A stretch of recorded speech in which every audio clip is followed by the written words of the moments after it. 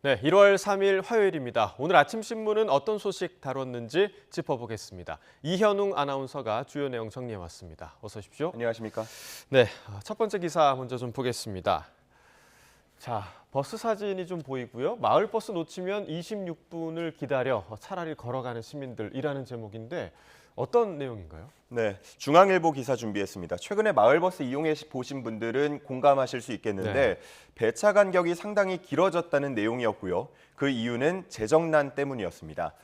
민간 사업자가 운영하는 마을버스는 시내버스와는 달리 지원이 제한적입니다. 이런 상황에 코로나를 겪으면서 승객이 크게 줄었고요. 운송 수입도 30% 정도 줄었다고 합니다. 그러다 보니까 어쩔 수 없이 버스 운행 대수를 줄이게 됐고요. 그에 따라서 배차 간격은 더 길어지게 된 겁니다. 기사는 이렇게 마을버스 이야기로 시작을 했지만 결국은 지하철과 시내버스 등 다른 서울 대중교통도 상황은 마찬가지라고 전했는데요.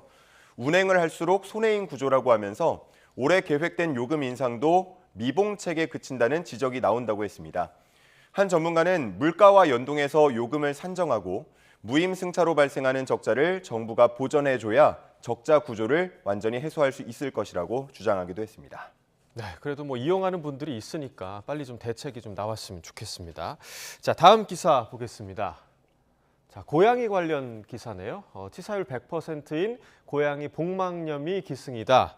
자, 이게 근데 코로나 바이러스 영향이라고요? 네, 그렇습니다. 고양이 전염성 복막염은 코로나에 걸린 고양이의 장에서 변이가 발생하면서 발병합니다. 치료를 제때 하지 않으면 치사율이 100%에 달한다고 하는데 문제는 현재 전 세계에 이 허가된 치료제가 없다는 점입니다. 네, 저도 뭐 반려묘를 기르고 있긴 한데 반려묘 주인들이 굉장히 좀 걱정이 많을 것 같아요. 네, 그렇습니다. 네. 뭐 요즘에 보면은 그 해외에는 어느 정도 효능이 입증된 약물이 있다고 하는데 그래서 이를 복제한 불법 주사약이 인터넷을 통해서 암암리에 판매된다고 합니다. 한 동물병원 원장의 이야기를 들어보면요. 이러한 복제약을 사용하면 80%는 나을 수 있다라고 주장하는데 하지만 성분이나 부작용에 대해서 자세히 알려진 바가 없기 때문에 치료 중에 폐사하더라도 그 이유를 알 수 없는 상황이라고 합니다. 일부 동물병원에서는 이런 불법약을 몰래 맞히거나 팔기도 한다고 하는데요.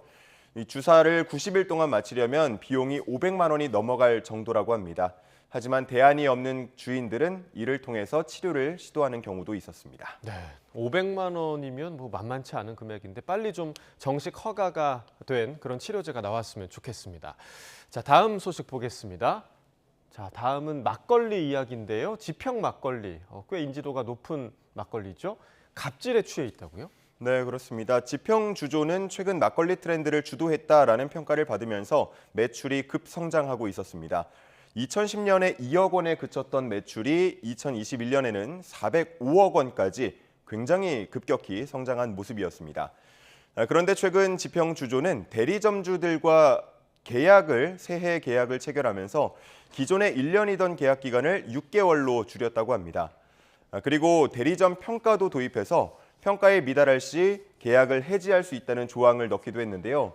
이에 대해서 대리점주들은 결국 본사의 불합리한 요구에도 따를 수밖에 없는 구조를 만들기 위한 것이라고 반발하고 있었습니다.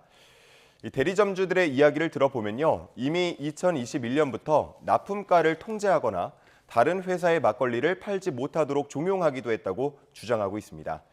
이런 문제 제기에 대해서 지평 주조 측은 체계적인 관리와 효율성을 위한 방침이었다고 해명하고 있습니다. 네, 자, 효율성을 위한 방안이 좀 이런 방안밖에 없었나 하는 그런 좀 아쉬움이 드는 그런 기사였습니다. 자, 다음 보시겠습니다. 자, 다음 소식은 조선일보 일면이네요. 자, 도대체 무슨 뜻이야? 복잡한 아파트 이름 외계어 날림 막는다. 아파트 외래어로 많이 요즘 구성이 되고 있고 굉장히 좀 긴 이름도 많은 것 같아요. 이걸 좀 간소화하기 위한 정책이 추진된다고요? 네, 그렇습니다. 요즘 아파트 이름 보면 정말 길고 어렵습니다. 맞습니다. 과거에는 지역명과 건설사 이름을 결합해서 예를 들어 압구정 현대, 잠실주공 오당지 뭐 이런 식으로 지었다고 한다면 이후에는 건설사들이 아파트 상표를 만들었고요. 거기에 영어뿐만 아니고 뭐 이탈리아어, 또 독일어 등을 결합하면서 점점 길고 복잡해졌습니다. 이렇게 지어야 더 고급스럽고 또 집값에도 영향을 준다는 인식이 있다고 하는데요. 2019년에 분양한 아파트 이름 보니까 평균 10자 정도 됐다고 합니다. 하지만 그러다 보니까 찾아가기가 어렵다는 얘기도 나오고 있고요. 앞으로는 국적불명, 정체불명의 아파트 단지 이름이 쏟아져 나올 거라는 우려들도 생기고 있었습니다. 그래서 서울시가 아파트 장명 가이드라인을 만들어서 쉬운 이름을 짓도록 유도할 방침이라고 하는데요. 물론 민간 아파트 이름을 규제할 수는 없기 때문에 권고에 그치겠지만 쉬운 이름을 지었을 경우 보상하는 방안 등을 고려할 수 있다고 전해지고 있습니다. 올해 이와 관련된 토론회도 두세 차례 열기로 되어 있는데 건설사와 재건축 조합 등의 의견을 함께 나눌 예정입니다. 네, 뭐 평균 10자 이상이면 정말 좀 긴 그런 글자 수인 것 같고 또 무엇보다 이제 외래어가 무조건 고급스럽다 이런 인식부터 좀 바뀌어야 될 것 같습니다. 네. 자, 오늘 마지막 기사 보겠습니다. 우주를 향한 패권 경쟁 계속되고 있는데 미국과 중국의 달 영유권 전쟁이 좀 치열하게 진행되고 있다고요. 네, 그렇습니다. 미국은 아르테미스 프로젝트 그리고 중국은 창어 계획을 통해서 모두 달 탐사에 속도를 내고 있습니다. 누가 먼저 우주 비행사를 달에 착륙시키느냐 이게 관건이 될 것으로 보이는데요. 동아일보 기사에서는 향후 2년 내에 승자가 가려질 거란 전망도 나오고 있다고 했습니다. 현재 미국은 2025년, 중국은 2030년까지 달에 우주 비행사를 보낸다는 계획을 갖고 있는데요. 미국의 계획이 지연되거나 중국이 더 속도를 낼 가능성도 있습니다. 미 항공우주국 나사의 빌 넬슨 국장은 중국이 달의 비옥한 영토를 선점하고 미국을 내쫓을 수 있다고 우려하는 목소리를 내기도 했습니다. 한편 둘 중 누가 먼저 우주 비행사를 보내더라도 물리적으로 상대를 내쫓는 건 불가능하다는 지적도 나오고 있는데요.